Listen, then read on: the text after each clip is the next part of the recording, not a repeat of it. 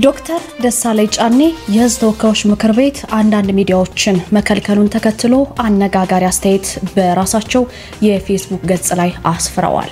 የምናሰማችሁ ነው። አንድ ግለሰብ የሊቨርፑል ደጋፊዎች ላይ ባደረሰው የመኪና አደጋ ህፃናትን ጨምሮ ከአዋቂዎች ጋር በአጠቃላይ 27 ሰዎች ጉዳት ደረሰባቸው። ወተት ላይ የአስክሬን ማድረቂያ እየተጨመረ ነው ተባለ። መረጃውን ይዘናል። በቻይና የኮሌጅ ተማሪዋ የወር አበባ ፍቃድ ለማግኘት ሱሪዋን አውልቃ እንድታሳይ በመጠየቋ ኃይለኛ ቁጣ ተቀሰቀሰ። በባለቤታቸው በጥፌ የተመቱት ፕሬዝዳንት አነጋጋሪ ሆነዋል። የፈረንሳይ ፕሬዝዳንት ምን ገጠማቸው? በዜና ወጃችን ሰሙታላችሁ። ጤና ይስጥልን እንደምን አላችሁ? አሃዱ ኒውስ ኤንድ ፖለቲክስ ዩቲዩብ ቻናላችን ነው። በሰዓታችን ለእናንተ ዜናዎችን አዘጋጅተን በሰዓታችን ተገኝተናል። ናርዶስ አለማየሁ ነኝ።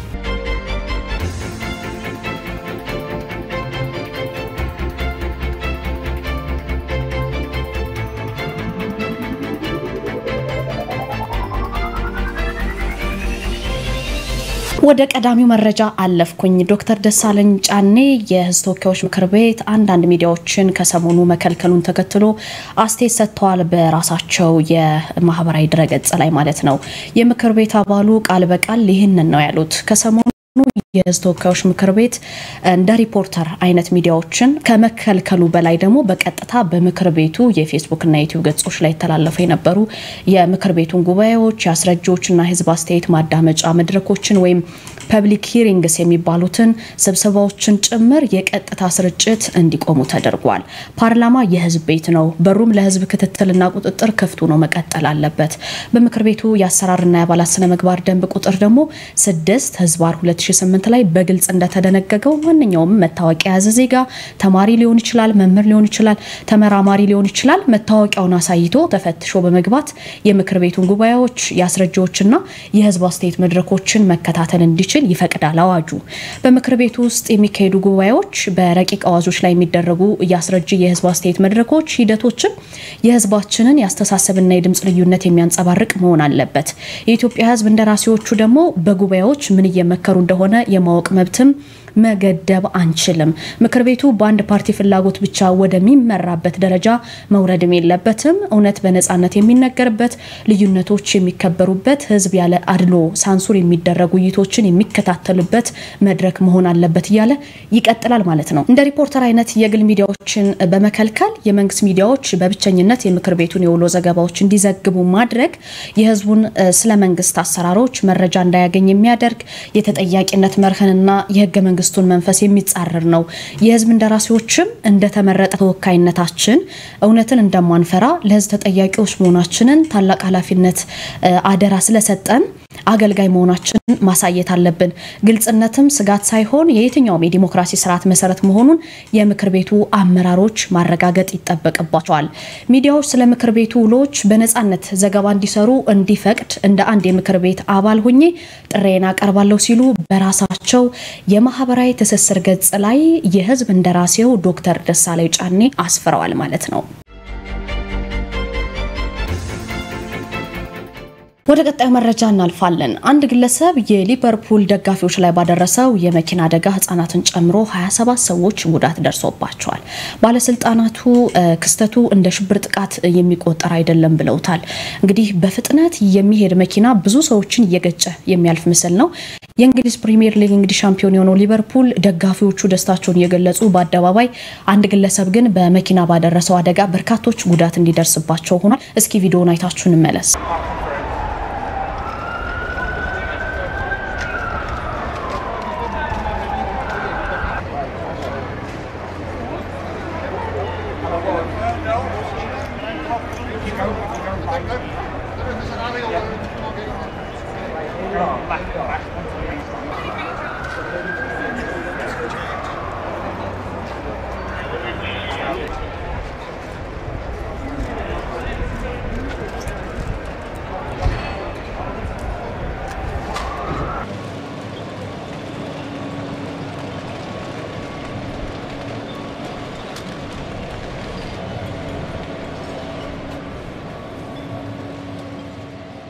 የመርሲሳይድ ፖሊስ ነው እንግዲህ ይሄንን ያለው ወተር ስትሪት በተባለው መንገድ ላይ በ10 ሺዎች የሚቆጠሩ ደጋፊዎች በጣም ደስታቸውን እየገለጹ ሊቨርፑል በማሸነፉ እየተጓዙ በአደባባይ ሳለ ነው እንግዲህ የምትመለከቱት አደጋ የደረሰው።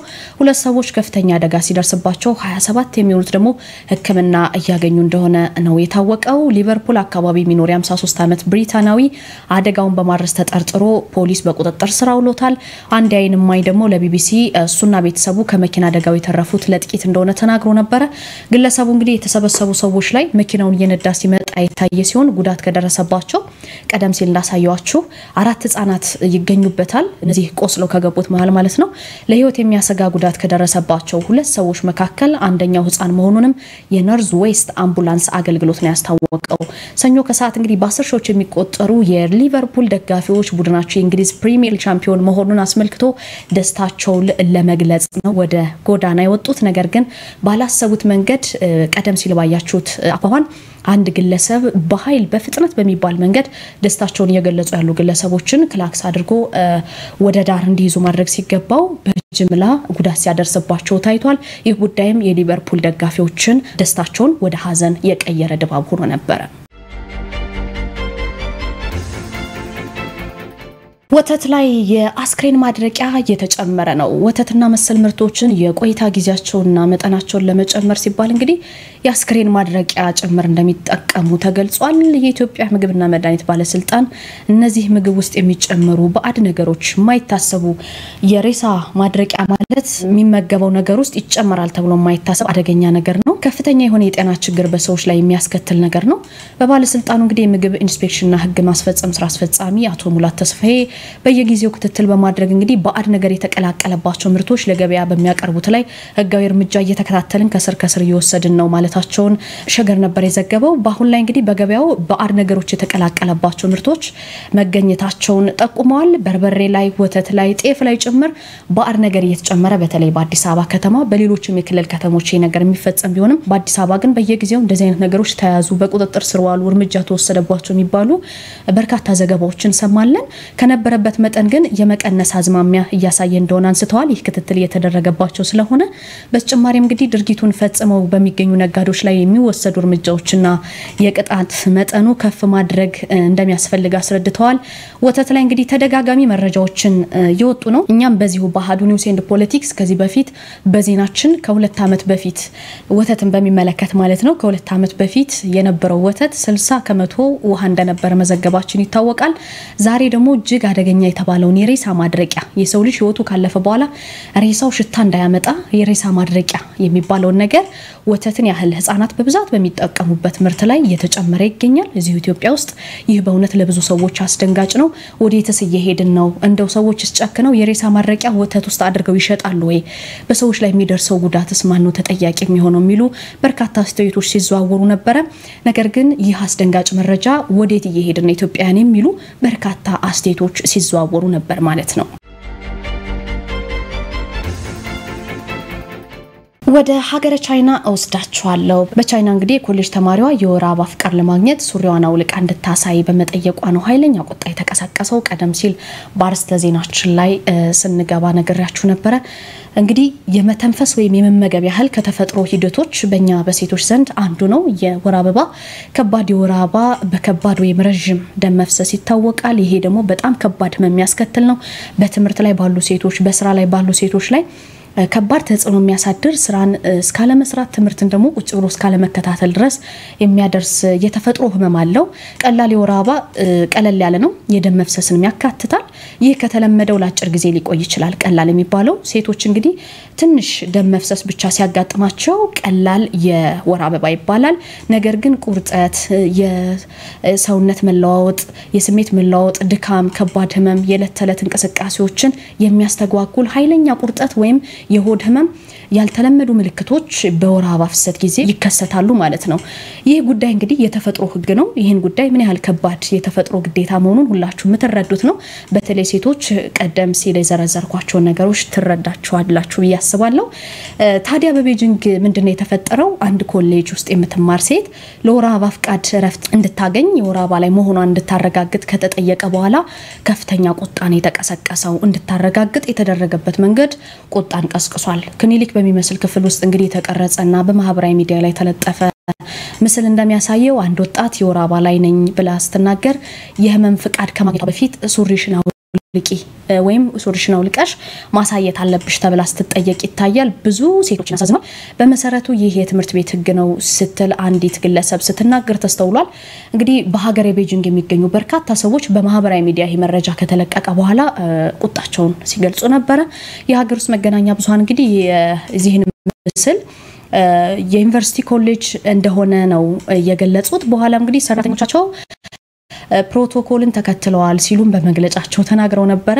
ይሄን ከጥፋት አልቆጠሩትም ነገር ግን የማህበራዊ ሚዲያ ተጠቃሚዎች ድርጊቱን እንደ ከባድ የግል መብትን መጣስ ነው ሲሉም ተደምጠዋል ተማሪዋም እንግዲህ ለመገናኛ ብዙሃን ምላሽ ከመስጠት ተቆጥባለች የኢንስቲትዩቱ እንግዲህ ባወጣው መግለጫ ይሄን ያላት ኢንስቲትዩት ድርጊቱን በኦንላይን ሲሰራጭ የሚያሳየው ቪዲዮ የተዛባ ነው ሲል ከሁለት የራቁ ቪዲዮችን በተንኮል የሚያሰራጩ ግለሰቦች ናቸው ሲል ተናግሯል እነዚህ ላይ ደግሞ ህጋዊ እርምጃ የመውሰድ መብት አለኝም ሲል ገልጿል ተማሪዎች እንግዲህ የወር አበባቸውን በወር ውስጥ ብዙ ጊዜ ሰበብ አድርገው ከትምህርት የሚቀሩ ከሆነ ኮሌጁ ለምን አይመዘገቡም ያን ያህል ውስብስብ እኮ አይደለም ሲል አንድ አስተያየት ሰጪ በዌብሳይት ላይ ጽፏል ይሄ ነገር ሲከሰትባቸው እየተመዘገበ ወር ሞልቷል ወይስ አልሞላም የሚለው ነገር ቼክ እየተደረገ ቢወጡ ምን ችግር አለው ሲል ነው አስተያየቱን የሰጠው የመንግስት ሚዲያዎችም እንግዲህ ጉዳዩን ተችተው ዘገባ ሰርተዋል ከቻይና ብሔራዊ ሬዲዮ ጣቢያ በተላለፈ አስተያየት ላይ ደግሞ የወር አበባ ጉዳይ ለሴቶች በጣም የቀረበ ጉዳይ ነው እንደዚህ አይነት ህጎች ተማሪዎችን ምቾት እንዳይሰማቸውና በተማሪዎች ላይ ስነልቦናዊ ኃይለኛ ስነልቦናዊ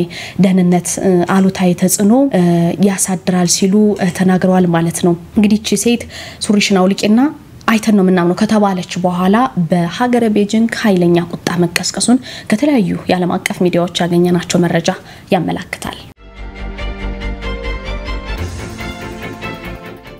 በስፋት ያነጋገረ ያለ አንድ ቪዲዮ አለ የፈረንሳይ ፕሬዝዳንት ኢማኑኤል ማክሮን በ24 ዓመት እድሜ በመታሰብ በ72 ዓመቷ ባለቤታቸው ብሪጊት ማክሮን ከአውሮፕላን ሊወርዱ ሲሉ የቀመሰው ጥፊ ነው ጥፊ የሚመስል ግፊያ ነው ከዛ ግን ምንም እንዳልተፈጠረ ጁን ይዘው ከአውሮፕላኑ ሲወርዱ ይታያል የፈረንሳይ ፕሬዝዳንት እንግዲህ እድሜው 47 ነው ባለቤታቸው ብሪጊት ማክሮን ደግሞ እድሜዋ 72 ነው ጥንዶቹ የተገናኙት እሱ 15 ዓመት ሲሆን እሷ ደግሞ 39 ዓመት ያለች ነው በወቅቱ የአሁኑ ባለቤታቸው አስተማሪው ነበረች የዚህ ፕሬዝዳንት መምህሩ ነበረች በዛን ጊዜ ነገር ግን ከዚያ ጀምሮ ፍቅር ያደረበት ማክሮን የዛሬ 17 ዓመት እሷ ትዳሯን ስትፈታ ጠብቆ አገባት ማለት ነው ከዚህ በፊት ትዳር ነበራት ያ ትዳር እስኪፈርስ ጠበቀ ትዳሩ ከፈረሰ በኋላ ጋብቻውን ፈጸመ ፕሬዝዳንቱ እሷ ከሱ ጋር ምንም አይነት ልጅ የላትም ከኢማኑኤል ማክሮን ልጅ የላትም ከሱ በፊት ግን በነበራት ትዳር 3 ልጆች አሏት የመጀመሪያ ልጇም ካሁኑ ባሏ በ2 ዓመት እድሜ ይበልጣል ምንድነው የተፈጠረው የፈረንሳይ ፕሬዝዳንት እንግዲህ ለጉብኝት ቪየትናም ዋና ከተማ ሃኖይ የሚባል ከተማ አውሮፕላን ማረፊያ ደርሰው ከአውሮፕላን ሊወርዱ ሲሉ የተፈጸመው ነገር ነው እንግዲህ ዓለም ዙሪያ በቅጽበት መነጋገሪያ የሆነው የአውሮፕላኑ በር ተከፍቶ ፕሬዝዳንቱ ፊት ለፊት በሚታዩበት ጊዜ አንድ እጅ ጸብ በሚመስል ቁጣ በሚመስል ሁኔታ በኃይል የፕሬዝዳንቱን ፊት ሲገፋ ይታያል በመተመለከቱት መልኩ በዚህ ጊዜ እንግዲህ ፕሬዝዳንቱ ምንም እንዳልተፈጠረ እጅ ሰላምታ ሰጥተው ሚስታቸውን ከጎናቸው አድርገው ከአውሮፕላኑ በሰላም ወርደዋል እንግዲህ በፕሬዝዳንቱ አውሮፕላን ውስጥ የማክሮን ሚስት ፊታቸው ሳይታይ ከአውሮፕላኑ በር በጎን በትንሽዬ በጨረፍታ ሆኖ በእጃቸው የባለቤታቸውን ፊት በኃይል ሲገፈትሩ የተቀረጸው ምስል በጥንዶቹ መካከል የተፈጠረ ጸብ እንዳለ በበርካቶች ዘንድ በስፋት ተሰራጨ ፕሬዝዳንት ማክሮን ደግሞ በድንገት በገጠማቸው ነገር መጀመሪያ ላይ የደነገጡ ቢሆንም ወዲያው ግን ምንም እንዳልተፈጠረ ምንም ነገር እንዳልሆነ በማስመሰል ከአውሮፕላኑ ውጪ ሊቀበሏቸው ለተሰበሰቡት ባለስልጣናትና ካሜራ ደቅነው ለሚጠብቋቸው ብዙ ጋዜጠኞች ይገኛል ማለት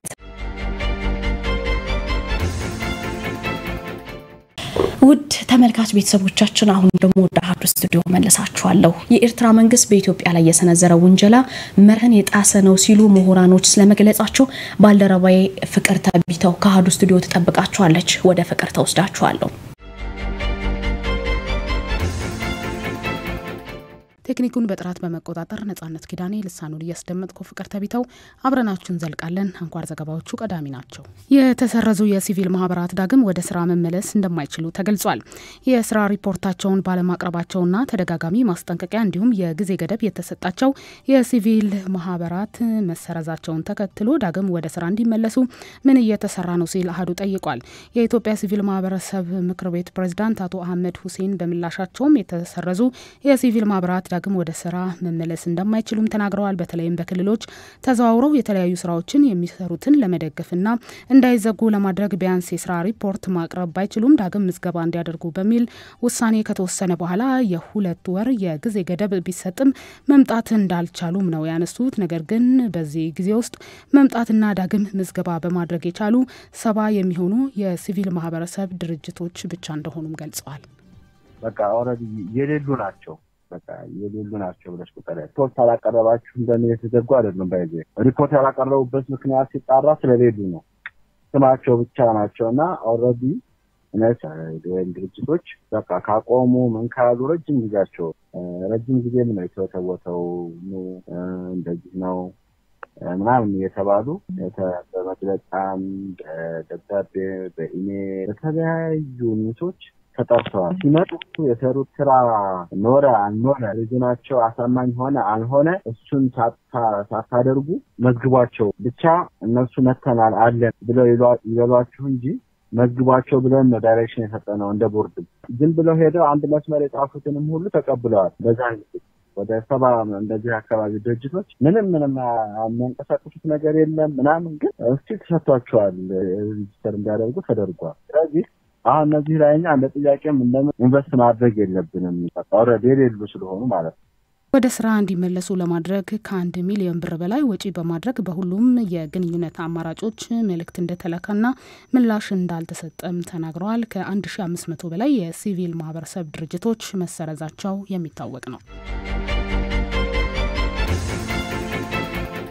ህገወጥ አደላይ የተሰማሩ ግለሰቦች በቁጥጥር ስር መዋላቸው ተገልጿል። በፓርኮች ላይ የሚደርሰውን ጉዳት ለመቀነስ ከክልል ባለድርሻ አካላት ጋር እየተሰራ መሆኑም ተገልጿል። በሀገሪቱ የተለያዩ አካባቢዎች የሚገኙ ብሔራዊ ፓርኮች ከፍተኛ ጉዳት እየደረሰባቸው በመሆኑ ከክልል አመራሮችና ባለድርሻ አካላት ጋር በትብብር እየተሰራ መሆኑን የኢትዮጵያ የዱር እንስሳት ጥበቃ ባለስልጣን ምክትል ዋና ዳይሬክተር አቶ ሰለሞን መኮንን ለአሃዱ ተናግረዋል። በሀገሪቱ የሚገኙ አብዛኞቹ ፓርኮች የሰው ሰራሽ ችግር ስጋት እንዳለባቸው አንስተው የሰሜን ብሔራዊ ፓርክ፣ ባቢሌ ብሔራዊ ፓርክ ነጭ ሳርን ጨምሮ ብርቅዬ የዱር እንስሳት ለአደጋ ተጋላጭ መሆናቸውን አንስተዋል። በሀገሪቱ የሚገኙ ብርቅዬ የዱር እንስሳት ቁጥር በከፍተኛ ሁኔታ እየቀነሰ ስለመምጣቱም ገልጸዋል። ህገወጥ አደን ሲፈጽሙ የተገኙ ግለሰቦችም በቁጥጥር ስር ውለው ምርመራ እየተደረገባቸው መሆኑንም ተናግረዋል። ሀገራዊ ዋለ ስትራቴጂ ነድፈን ከባለድርሻ አካላት ጋር ጎንደር ላይ ባለፈው ሚያዝያ ላይ ተቀናል አሁን መተግበር ጀምረናል። ስለዚህ በዚህ ደረጃ ነው ችግሩን ለመፍታት እየተንቀሳቀስን ያለነው። ባቢሌ ዞኖች መጠለያ ህገወጥ ሰፈራ ነው። በዛ አካባቢ ህገወጥ ሰፈራ አለ። እንደገና ደግሞ ህገወጥ አደን አለ።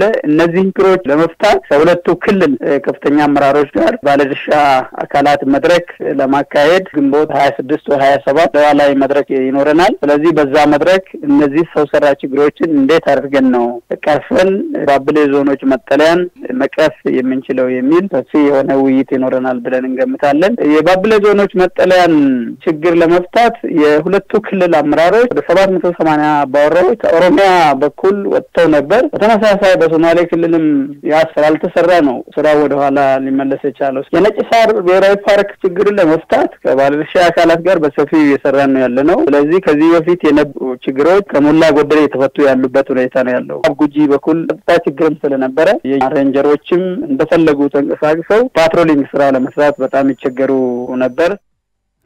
ግንቦት 26 እና 27 በድሬዳዋ ከተማ ይህን ችግር ለመፍታት የሚያስችል የውይይት መድረክ ለማዘጋጀት መታቀዱንም ተናግረዋል።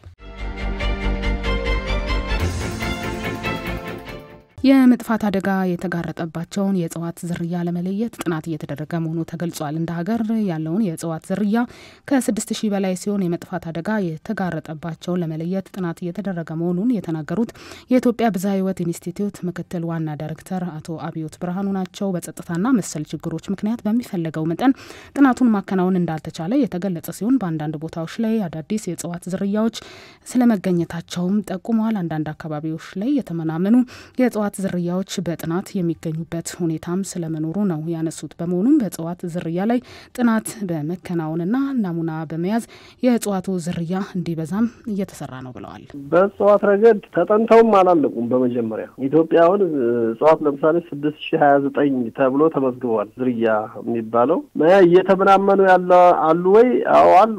እንግዲህ እዚህ ያስቀመጥነው ናሙና የእጽዋትም ይሁን የእንስሳት ተመልሶ ጥቅም መስጠት አለበት። ያ ጥቅም ደግሞ ለነገም የሚቆይ ለሌላ ትውልድ የሚተርፍ መሆን አለበት። ስለዚህ በቅድሚያ ለኢትዮጵያ ተመራማሪዎች ለምሳሌ እስካሁን የእጽዋት ዘር በሚመለከት እንኳን ወደ 280,000 ናሙና ሰራጭተናል። የኢትዮጵያ ብዝሃ ሕይወት ኢንስቲትዩት የእጽዋትና የእንስሳትን ዝርያ የመጥፋት አደጋ እንዳያጋጥም ጥበቃ እንደሚከናወንም የተገለጸ ሲሆን በዝርያዎቹ ላይ ጥበቃ ከማከናወን በተጨማሪ የእጽዋት ዝርያዎች በድጋሚ ጥቅም ላይ እንዲውሉ ለማስቻል እየተሰራ ነው ብለዋል። የስነ ምግባር ጥሰት በፈጸሙ 10 የፍርድ ቤት ሰራተኞች ከስራ ማሰናበትን ጨምሮ እርምጃ እንደተወሰደባቸው ተገልጿል። የፌዴራል መጀመሪያ ደረጃ ፍርድ ቤት 10 የሚሆኑ ሰራተኞችን የስነ ምግባር ጥሰት ፈጽመዋል የተባሉት ለስነ ምግባር ኮሚቴ መቅረባቸውን ለአሐዱ የተናገሩት የልደታ ምድብ ችሎት ተጠሪ ዳኛ ይገረም አመራ ናቸው። መደበኛ ክርክር መደረጉን አንስተው ተደጋጋሚና የማይታለፍ ስህተቶችን ፈጽመዋል በማለት ለኮሚቴ መቅረባቸውን ተናግረዋል። 6ቱ ላይ የደሞዝ ቅጣት ከስራ የማገድና የተለያየ እርምጃ የተወሰደባቸው ሲሆን 4ቱ በክርክር ሂደት ላይ መሆናቸውንም አንስተዋል። በተለይም መዝገብ በማጥፋት ጉቦ በመቀበል ሐሰተኛ ሰነድ በማዘጋጀት ባለጉዳይ ማጉላላትና መሰል የስነ ምግባር ጥሰት ይፈጽማሉ በማለት ክስ የቀረበባቸው መሆኑን ተጠሪ ዳኛ ይገረም ገልጸዋል። ኮሚቴ የሚቀርብለትን ቅሬታ ወይንም ክስ ህጉን ተከትሎ በማጣራት ውሳኔውን ለፍርድ ቤት ፕሬዝዳንት እንደሚያቀርብና ውሳኔ እንደሚሰጥበትም ተናግረዋል። የክርክር ሁኔታውን በተመለከተ ፍርድ ቤቱ በሰራተኛው ላይ ክስ አቅርቦ መልስ ሰጥቶበት መደበኛ ክርክር ተደርጎ ውሳኔ የሚሰጥ መሆኑንም ተናግረዋል። ፌዴራል መጀመሪያ ደረጃ ፍርድ ቤት የስነ ምግባር ችግር ባለባቸው ሰራተኞች ላይ ተጠያቂነትን ለማረጋገጥ ራሱ የቻለ ዲሲፕሊን ኮሚቴ ተቋቁሞ የውሳኔ ሀሳብ ለክቡር ፕሬዝዳንት ያቀርባል። የራሳቸውን ውሳኔ ያሳርፋሉ። ከዚህ አንፃር በዚህ 9 ወር አጠቃላይ 10 የዲሲፕሊን ጉዳዮች ቀርበዋል። ከቀረቡት 10 የዲሲፕሊን ጉዳዮች ውስጥ በ6ቱ ላይ የውሳኔ ሀሳብ አቅርቦ ልባት አግኝተዋል። አሁን ላይ በክርክር ያሉ 4 የዲሲፕሊን ጉዳዮች ይገኛሉ።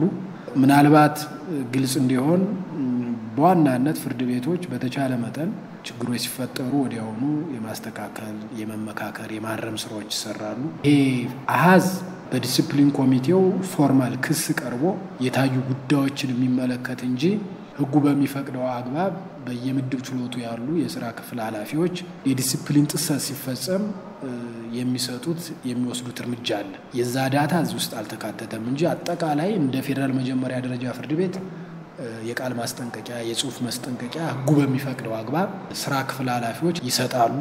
ወደ ስነ ምግባር ኮሚቴው ከመቅረቡ በፊት የማስጠንቀቂያ ስራዎች የሚሰሩ ሲሆን ነገር ግን የማይታለፉ ጉዳዮች ሲፈጸሙ ክስ እንደሚቀርብም ተናግረዋል። በአጠቃላይ ፍርድ ቤቱ የስነ ምግባር ጉድለት በሚፈጽሙ ሰራተኞችን ጥብቅ ቁጥጥርና ክትትል በማድረግ ቀልጣፋ የዳኝነት አገልግሎት እንዲሰጥም እየተሰራ ነው ሲሉም ጠቁመዋል። የጋብቻ አማካሪ ተቋማት ከህዝብ ቁጥር አንጻር ውስን ስለመሆኑ ተገልጿል። በዘርፉ የሰለጠነና በቂ እውቀት ያላቸው የጋብቻ አማካሪዎች ካለው የህዝብ ቁጥር አንጻር ያሉት አማካሪዎች ቁጥር ውስን ስለመሆኑም የማህበራዊ ሳይንስ ባለሙያዎች ገልጸዋል። የማህበራዊ ሴትን ከማስጠበቅና ከፍተኛ ሚና ያለው የቤተሰብ ተቋምን አጽንቶ ለማስቀጠል በቀዳሚነት ቤተሰብ ሲመሰረት የቅድመ ትዳር የምክክር ሂደት አስፈላጊ ቢሆንም እንደ ሀገር ያለው የጋብቻ አማካሪ ቁጥር አነስተኛ ስለመሆኑም ተገልጿል። የማህበራዊ ሳይንስ ጥናት ባለሙያ አቶ መላኩ ጌታቸው ቤተሰብ ከልጅነት እድሜ ክልል ጀምሮ ከማህበረሰቡ ጋር አብሮ ለመኖር የሚያስችል ስንቅ የሚያስይዝና ማህበራዊ መስተጋብርን የመፍጠር አቅም ያለው ተቋም መሆኑንም ተናግረዋል። በጤናማ ቤተሰብ የተቀረጸ ማንነት በማህበራዊ ህይወት ላይ የተሻለ ግንኙነት እንዲኖር አስቻይ ሁኔታን ለመፍጠር ያስችላል ያሉት ባለሙያው ማህበራዊ እሴትን ለማስጠበቅም ከፍተኛ ሚና እንዳለው ተናግረዋል። ካለን የህዝብ ቁጥርና በተለይ ደግሞ ወደ ጋብቻ ህይወት የሚገባው ወደ ቤተሰብ ህይወት የሚገባው ወጣት የምንለው የህብረተሰብ ክፍል ስናስብ በጣም ብዙ ህዝብ የኛ ወጣቶቻችን ናቸው። ስለዚህ እነሱ ላይ ልንሰራው ከሚገባው ስራ አንፃር ይሄ ማህበራዊ ምክር አገልግሎት የሚሰጡ ባለሙያዎች በጣም ውስን ናቸው። ትምህርቱን በተለያየ መንገድ የሚማሩ ሰዎች ይኖራሉ። ጤናማ ቤተሰብ መመስረት ለልጆች ከሚያስገኘው አውንታዊ አስተዋጽኦ በተጨማሪ ጠቀሜታው በዘርፉ ብዙ ስለመሆኑ የተናገሩት ደግሞ የማህበራዊ ሳይንስ ባለሙያው ፕሮፌሰር በእውነቱ ዘውዴ ናቸው። አክለውም የጋብቻ ምክክር የሚሰጡ ቢኖሩም በቂ ዝግጅትና ልምድ ያላቸው የጋብቻ አማካሪዎች ዝቅተኛ ስለመሆኑ የተናገሩት ባለሙያው ይህ በመሆኑም ቤተሰብን እንዴት መምራት እንደሚያስችል በቂ ግንዛቤ ሳይያዝ ወደ ጋብቻ እንዲገባ እንደሚያደርግና በዚህ ምክንያትም ትዳሩ አደጋ ላይ እንዲወድቅ እንደ ምክንያት የሚነሳ ነው ብለዋል። የጋብቻ አማካሪ ተቋማት ኢትዮጵያ ውስጥ በሚፈልገው ደረጃ ያሉ አልፎ አልፎ የምንሰማቸው የጋብቻ አማካሪዎች ነን የሚሉ ጥቂት ተቋማት ካልሆነ በስተቀር የጋብቻ ወይም የቤተሰብ አማካሪ ተቋማት በተለይ በጣም በሰለጠኑ ሶሻል ወርከሮች፣ ካውንስሊንግ ሳይኮሎጂስቶች፣ በሶሲዮሎጂስቶች የተደራጁ ልምድ ያላቸው በቂ የትምህርት ዝግጅት ያላቸው የጋብቻ አማካሪዎች የሉም። ስለዚህ ይሄ በራሱ እንደገና በተለይ ወጣቱ ብዙ ልምድ ሳይኖረው ወደ ጋብቻ የሚገባ ወጣት ቤተሰቡን እንዴት ማኔጅ ማድረግ እንዳለበት በቂ ዕውቀት ወደ ጋብቻ ይገባል። ቤተሰቡ ውስጥ ያለውን ማህበራዊ መስተጋብር በከፍተኛ ሁኔታ ተጽዕኖ ውስጥ ይከታል። ከዛም ባሻገር ደግሞ አልፎም ለፍቺ ሊዳርግ ይችላል ማለት ነው። በሰለጠነው ዓለም ቅድመና ድረ ጋብቻ የምክር ሂደት እንደ ሀገር እንብዛም ባይለመድም መሻሻሎች እንደሚስተዋሉም ተናግረዋል። አለመግባባቶች በቤተሰብ መሀል ሲፈጠር እንዴት ችግሮችን መፍታት እንደሚቻልና የቤተሰብን ደህንነት ለማስጠበቅ የሚረዱ ሀሳቦችንም ለመረዳት የጋብቻ ማማከር አገልግሎት አስፈላጊ መሆኑም ተመላክቷል። በአማራ ክልል የተፈጠረውን የጸጥታ ችግር እልባት ለመስጠት መንግስት ቁርጠኛ መሆን እንዳለበት ተገልጿል። በክልሉ ሰላምን ለማምጣት በርካታ ስራዎች ስለመሰራታቸው ሲገለጽ ይደመጣል። አህዱም ስለ ጉዳዩ የአማራ ክልል የሰላም ካውንስልን አነጋግሯል። ሰላምን ለማምጣት በመንግስት በኩል የተሰሩ ስራዎች ቢኖሩም የሚፈለገውን ያህል ለውጥ ማምጣት አለመቻሉን የአማራ ክልል የሰላም ካውንስል ሰብሳቢ አቶ ያየራድ በለጠም ለአህዱ ተናግረዋል። ይህ ጉዳይ 1 ዓመት የዘለቀ መሆኑን አንስተው መንግስትም ከምንጊዜውም በላይ ለሰላም በሩን ክፍት ማድረግ ታጥቀው የሚንቀሳቀሱት ምክንያታቸውን በመለየት ጥያቄዎችን በማደመጥ መልስ መስጠት አለበት ብለዋል። አጠቃላይ ጫካ እስካሉበት አንድ አጠቃላይ ኃይል ጫካን ራሱና ልብሱ አድርጎ ብሎ ያጫፍሉ ህዝብንም ጭምር በላይ ያሰለፈ ሁሉ እንደሆነ ጥያቄ ያንቀባለለ ምክንያቱም ምላሽ አላገኘም ብሎ እስካመነ ድረስ ምላሽም አላገኘም የሚሉ የህብረተሰብ አካል ስላለ ይህንን በተለየ አዝማሚያ ያለው አሁን የምታየው ጥያቄዎች እነዛን ጥያቄዎች በተገቢ መልኩ አሁን በክልላችን ላይ እንደምታየው የመምህራን ጥያቄ መነሳት፣ የጤና ባለሙያ ጥያቄ መነሳት ከአንዱ ጋር አብሮ ተያያዥነት ያለው ይህንን ጥያቄ የሚያስነሳው ወገን ማን ነው ስትል ደግሞ ኑሮ ውድነቱ ጋር በተያያዘ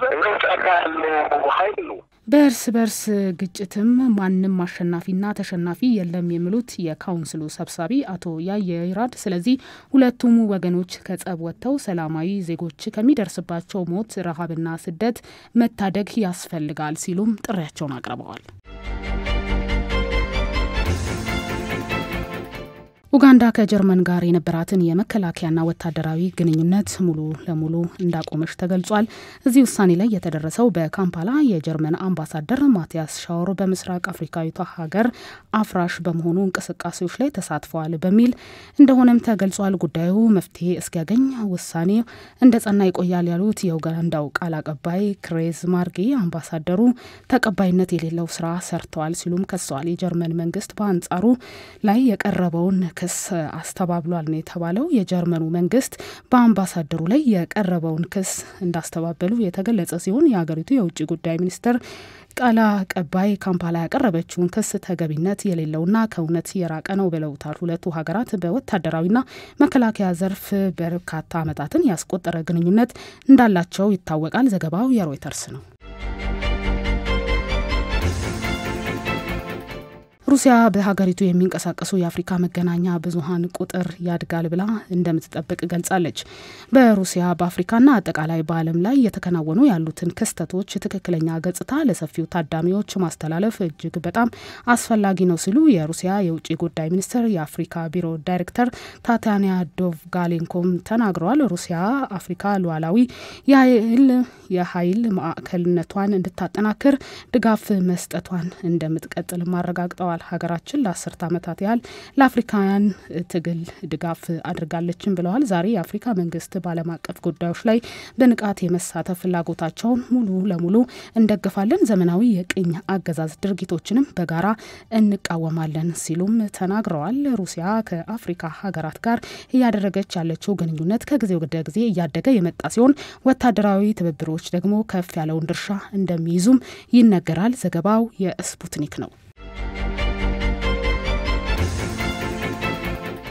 ከሩሲያ ጋር ላለፉት 8 ዓመታት ዲፕሎማሲያዋ ሻክሮ የቆየችው ጋና እንደገና ለማደስ እንደምትፈልግ ገልጻለች። የጋና የፓርላማ ኮሚቴ እንደገለጹት ከሆነ ላለፉት 8 ዓመታት ከሞስኮ ጋር ሻክሮ የነበረውን ግንኙነት ጋና እንደገና ለማደስ እንደምትሰራ ማስታወቃለች። የምዕራብ አፍሪካዊቷ ሀገር ፓርላማ ሰብሳቢ ይህንን የተናገሩት ባለፈው ሳምንት በሞስኮ በተካሄደው የሩሲያ አፍሪካ የሰብአዊ ትብብር ኤግዚቢሽን ላይ ባደረጉት ንግግር ነው ተብሏል። አፍሪካ ለወደፊት የሰው ልጅ እድገት በዚህ ምዕተ ዓመት ውስጥ ትልቅ አስተዋጽኦ እንደምታደርግ ከልብ አምናለሁ። እናም የጋና ህዝብ ከበርካታ የዓለም አቀፍ የሩሲያ ህዝቦች ጋር በመሆን በዘላቂ ልማት በጋራ ይሰራሉ ብለዋል። በ1957 ጋና ከእንግሊዝ ቅኝ ግዛት ነጻ ከወጣችበት ጊዜ ጀምሮ የሶቪየት ህብረት የአፍሪካን የነጻነት እንቅስቃሴዎች በመደገፍ የተጫወተችውን ሚና ያስታወሱት የፓርላማው ኮሚቴ በአሁኑ ጊዜ ሩሲያ በትምህርት፣ ሳይንስ፣ ግብርና፣ ቴክኖሎጂ በመሳሰሉ ለሀገሪቱ የምታደርገውን አስተዋጽኦም አድንቀዋል። ዘገባው የአርቲ አፍሪካ ነው። አሜሪካ በእስራኤል የሚገኝ ኤምባሲዋን ለማፈንዳት ሞክሯል ያለችውን ግለሰብ በቁጥጥር ስር ስለማዋሏ ተገልጿል። አሜሪካ በእስራኤል ቴል አቪቭ የሚገኝ ኤምባሲዋን በተቀጣጣይ ፈንጅ ለማፈንዳት ሞክሯል ያለችውን የአሜሪካና የጀርመን ጥምር ዜግነት ያለውን ግለሰብ እሁድ በቁጥጥር ስር መዋሏን አስታውቃለች። የ8 ዓመቱን ወጣት በቁጥጥር ስር መዋሉንም የሀገሪቱ የፍትህ ሚኒስቴር ባለስልጣናት አስታውቋል። ኤምባሲው አቅራቢያ ተቀጣጣይ ቁሶችን በቦርሳው ይዞ ከተገኘ በኋላ በእስራኤል ባለስልጣናት ተባሮ በአሜሪካ መያዙም ተነግሯል። ግለሰቡ እሁድ ዕለት ፍርድ ቤት የቀረበ ሲሆን በአሁኑ ወቅት በእስር ላይ እንደሚገኝም የፍትህ ሚኒስቴር አስታውቋል።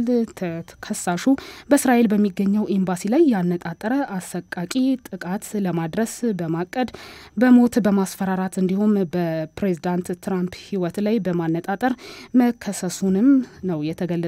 ዘገባው የቢቢሲ ነው።